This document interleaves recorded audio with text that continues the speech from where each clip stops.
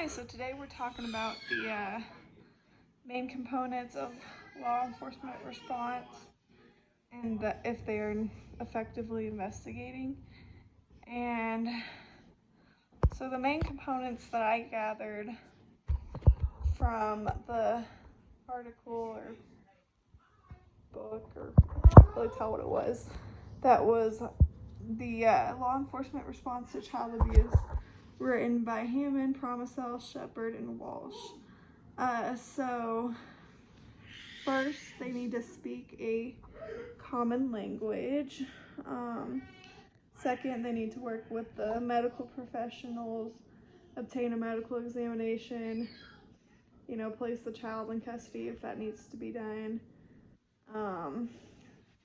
Then some elements of an effective interdisciplinary response team are the identification of the scope of the problem that's in the community, the identification of the resources available, and the establishment of communication guidelines for each and every single member and the victim's family, and then establishment of the clearly defined roles and responsibilities for the response team members, and then the establishment to clearly define criteria for the cases that the team will be involved in. So that's some of the components of the law enforcement investigation, how they handle that. And then the teacher also asked, sorry, I'm very tired, I don't know, I'm not making very much sense, if we believe that law enforcement is effectively investigating. So to say yes would be wrong, because that would mean that there'd be like no errors whatsoever, and I feel like we've certainly made progress.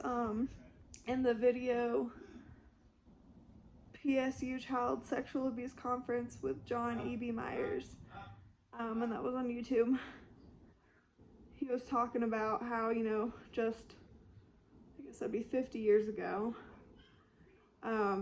that victims were not to be trusted, was a direct quote that he said, and that CPS took shape in the 1970s and reporting laws appeared then. So compared to then, I would say that yes, it is effectively being investigated, but not in all cases, because that's not a given that every case will be effectively investigated. I feel like certainly with children, I feel like cases are more investigated than they would be for adults, if that makes sense. But we're still working with children here, and I feel like there's so much that could go wrong there, and so to say that it's effective, well, probably not.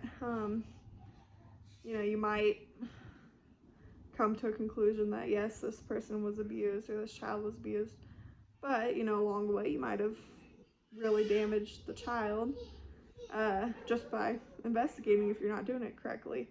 So overall, yes, we're making improvement, but there's still a lot more that needs to be done, and a lot more research that law enforcement needs to do. They need to be, taking child development classes. They don't need to, I don't know what kind of schooling they would need, and I don't know if it involves, classes about children, but if it doesn't, they need to be taking those classes, because you can't just study one broad topic and know what you're doing. But yeah, I feel like definitely heading in the right direction, but there's a lot more that could be done and should be done.